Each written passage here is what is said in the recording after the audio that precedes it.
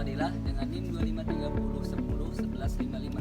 Saya Salsabila Azhara dengan NIM 2530101060. Saya Pai Saiban Ali dengan NIM 2530101010. Jadi, perkembangan sosial merupakan proses berkembangnya kemampuan seseorang dalam menjalin hubungan dengan orang lain. Sejak lahir, manusia sudah membutuhkan orang lain untuk memenuhi kebutuhannya.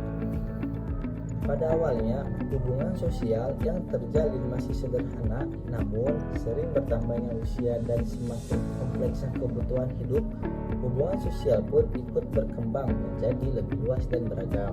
Perkembangan sosial tidak dapat dipisahkan dari proses sosialisasi. Sosialisasi adalah proses belajar mengenai nilai, norma, dan aturan yang berlaku di masyarakat. Memulai interaksi dengan keluarga, teman sebaya, sekolah, dan lingkungan sekitar.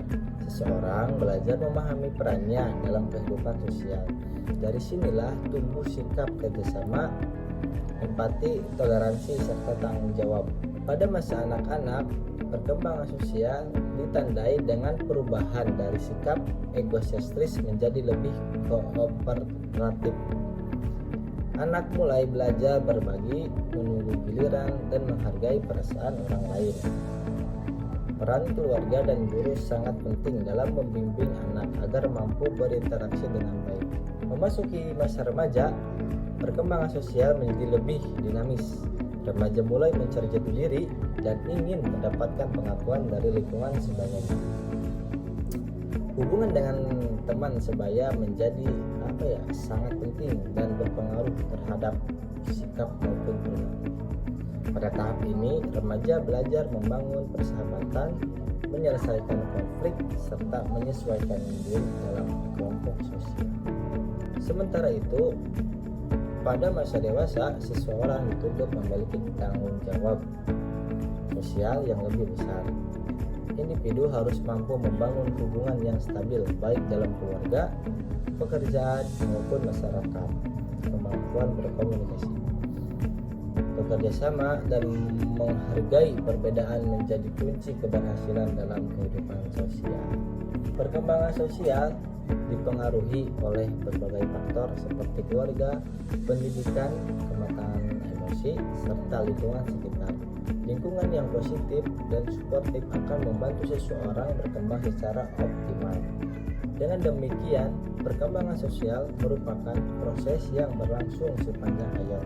Semakin baik kemampuan seseorang dalam menjalin hubungan sosial, semakin besar pula peluangnya untuk berhasil dan berperan aktif dalam kehidupan bermasyarakat. Selanjutnya yaitu ada pengertian relasi virtual. Relasi sosial adalah hubungan antar manusia yang terjadi melalui interaksi sosial.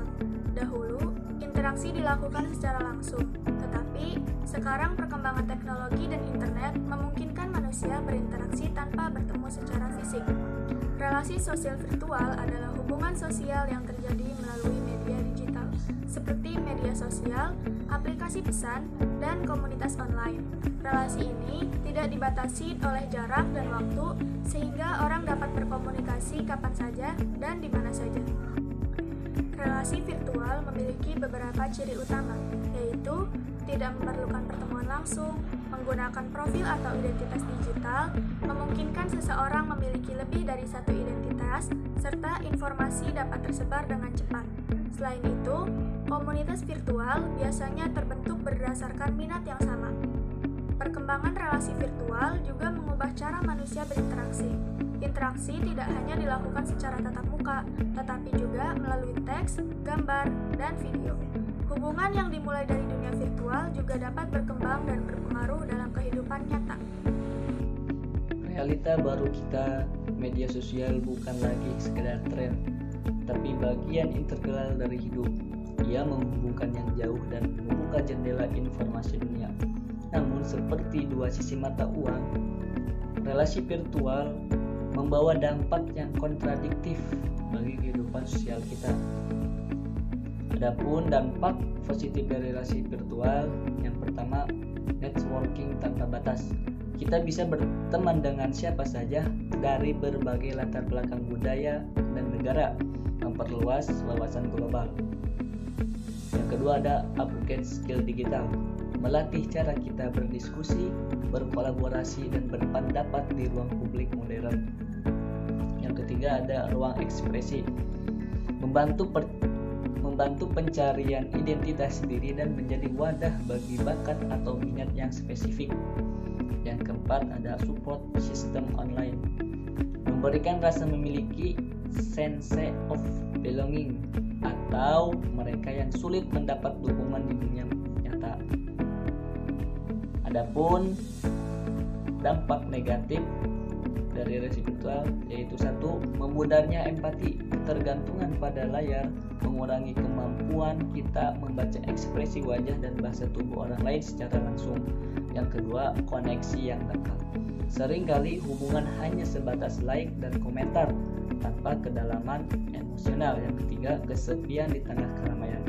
Memiliki ribuan pengikut tidak menjamin bebas dari isolasi sosial di kehidupan nyata. Yang keempat, ada tekanan mental.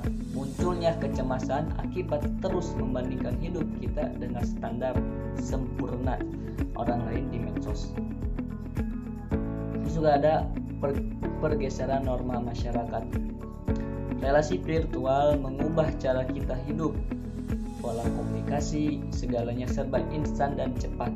Kita lebih mengutamakan kecepatan respon daripada kedalaman pesan. Etika yang memudar, hilangnya batas ruang privat dan publik. Kebebasan berpendapat seringkali kebablasan tanpa tanggung jawab. Rawan konflik, teks tanpa nada bicara mudah memicu salah paham, informasi atau hoax yang berujung pada perpecahan sosial. Sekian dari kelompok kami, mohon maaf bila ada kekurangan. Wassalamualaikum warahmatullahi wabarakatuh.